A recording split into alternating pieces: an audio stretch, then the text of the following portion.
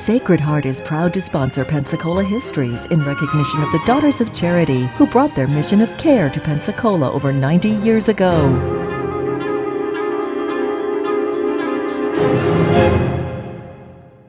Hello and welcome to the continuing story of Pensacola, North America's first place city. And in this series of episodes, we've been talking about the evolution of Pensacola city government. And we concluded our episode number 4 with how things were as we approached the end of the 1920s. Now, that was a dramatic period. This was the jazz era. This was time when cultural changes were afoot. The city now had its first radio station sponsored by the city of Pensacola, and which operated out of City Hall. Pensacola, as a city government, was trying to reach out to create new avenues of economic development, because by the end of the 1920s, the lumbering era was drawing down, and there were some fractures also in the fishing industry because the cost of doing business was increasing. Well, we came to the end of 1929 and 30, and of course that was when the Great Depression hit. Now, as that was happening, another great action was in place here. Now, for years, many people across the community had wanted to be able to take advantage of the wonderful beach resources that we have on Santa Rosa Island. But of course, the only way you could do so in those days was by boat. Now, after several different tries, an organization out of Minnesota got a franchise agreement from the state legislature, and that enabled them to sell bonds with which to construct what we ultimately would call the 3-mile bridge across Pensacola Bay. At the same time, a secondary bridge would be built from the Santa Rosa Peninsula across onto Santa Rosa Island. All this work proceeded, and even as the Depression was beginning to deepen, those bridges were completed, and in July of 1931, the bridges were open, and we had access to the beach. And of course, this was heralded in part as a city project. As all of this was going on, of course, the city fathers were faced with something they had never been faced with before, and that was the need to help people who were literally in want. Because with the coming of the 1930s, the agricultural economy in Alabama, Georgia, and other southern states just absolutely collapsed. And men and women, families that had been sharecroppers, had nowhere to turn. They came to places like Mobile and Pensacola, hoping to find jobs, shelter, help of some kind. And of course, Pensacola city government was totally unprepared for this, but they teamed up with the county and with private interests, and particularly with the churches, and put together whatever relief sources they could. And through the next few years, they did as good a job as probably could have happened. In the meantime, in 1933, of course, we had a new administration in Washington, that of Franklin D. Roosevelt, and that as the Depression deepened, the Roosevelt administration attempted to provide some source of assistance through what became known as the alphabet agencies, the Civilian Conservation Corps, the Works Progress Administration, and so forth. And these organizations basically were channeling federal monies into projects at the local level to try and stimulate the economy and to provide jobs. And one that we want to remember in particular came about in 1935, because these people came to the city council and said to them, we're looking at what you are doing here within the city, and of course we don't agree with the way you're handling sewage treatment. You're polluting the bay, and the bay is a beautiful resource here, and so the federal government will loan you, and this is the language said loan you for the funds to build 2 sewage treatment plants, and those plants were constructed, one at the foot of 9th Avenue, the second at the foot of DeViller Street, and so Pensacola had finally sewage treatment. It was very primary treatment, wasn't as sophisticated as would come into play later, but nonetheless we finally had treatment. Now, I want to go back just a little bit here, because I wanted to be sure we incorporate one final change in city government.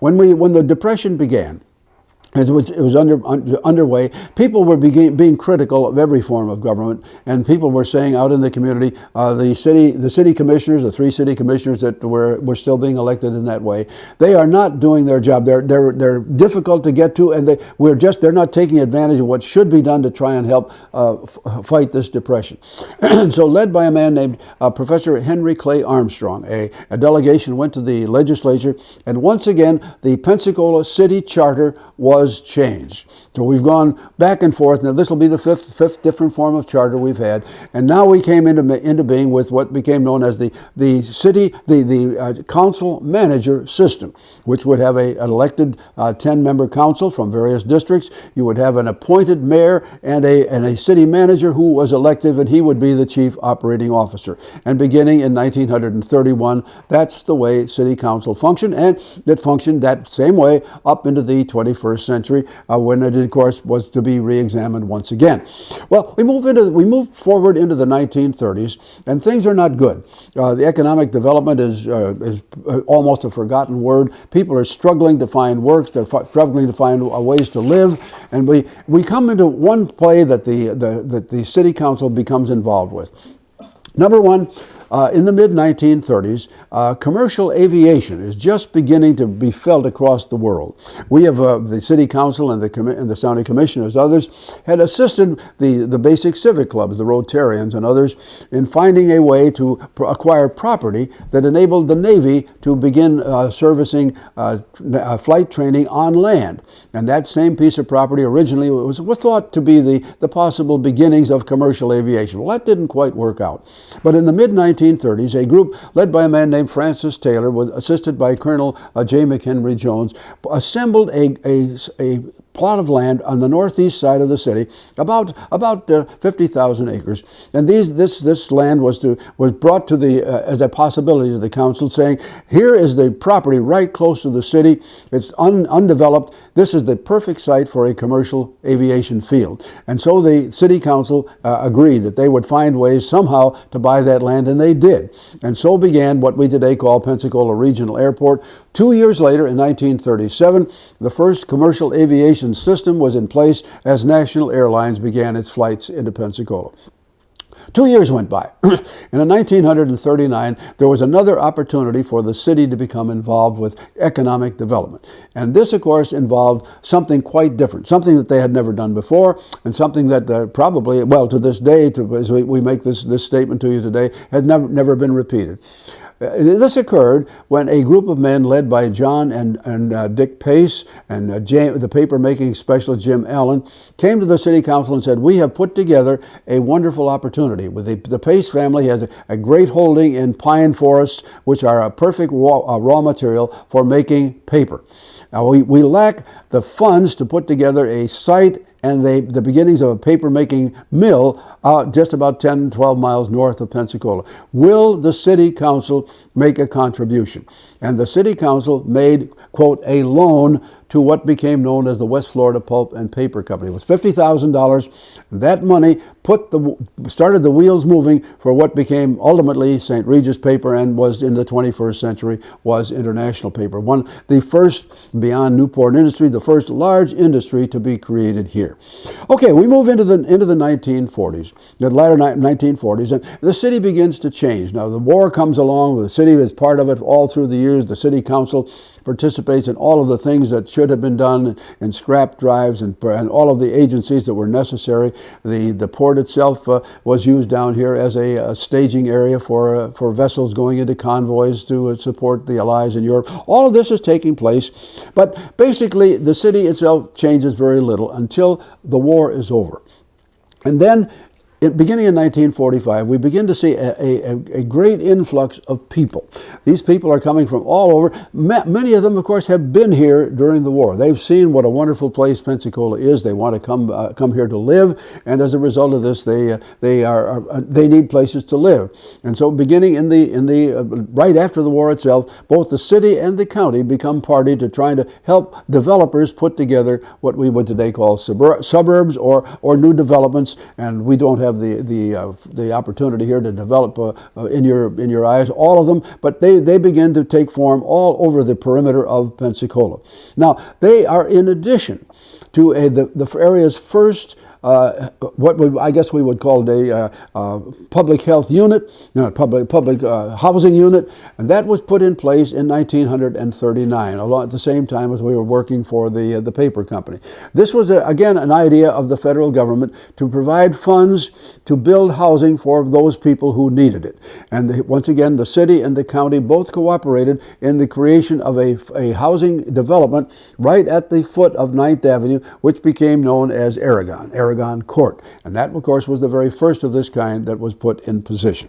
Now, as we move into this same period, right after the war, the airport itself begins to expand step by step by step, so that by the year 1947, commercial aviation is really beginning to blossom. And in that year, 1947, the City Council welcomed a second commercial air system here, and that, of course, was Eastern Airlines, which began its flight service between here and Atlanta.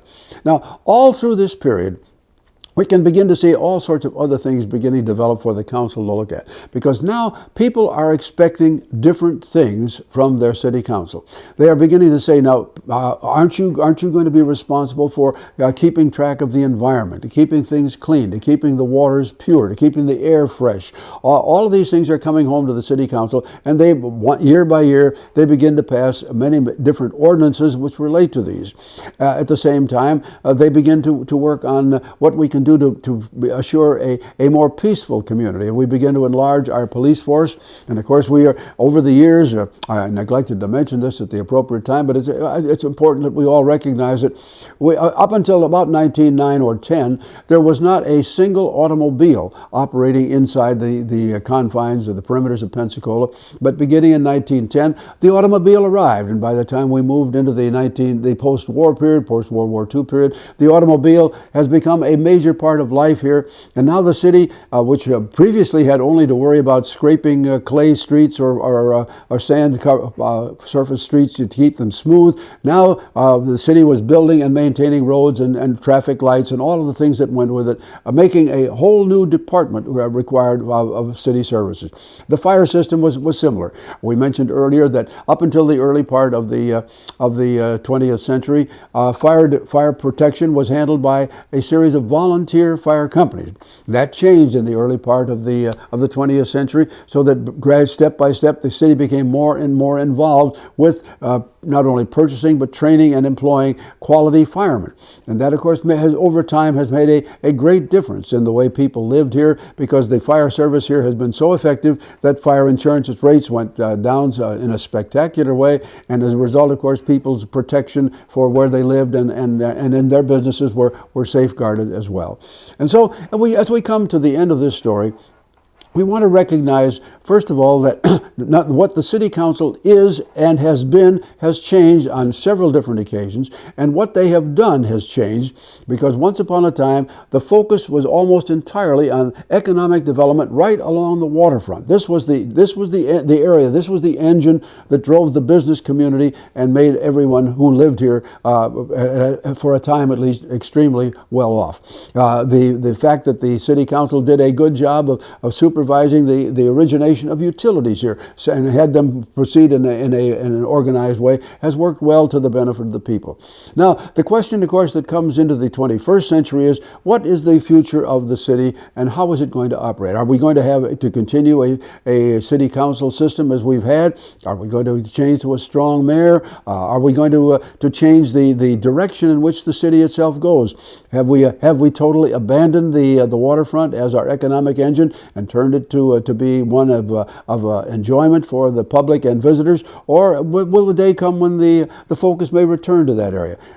Will the city again find itself investing in economic areas such as they did with the coming of the airport and, of course, with the coming of St. Regis Paper Company? All these are questions we don't know the answers to today, but as citizens view the story overall, I hope you all will remember that over time we have been very fortunate and we've been blessed in Pensacola by having far-sighted, willing people step forward to accept the responsibilities in city government. They've done their best, and that's the way the story has been all the time from the day of Andrew Jackson forward.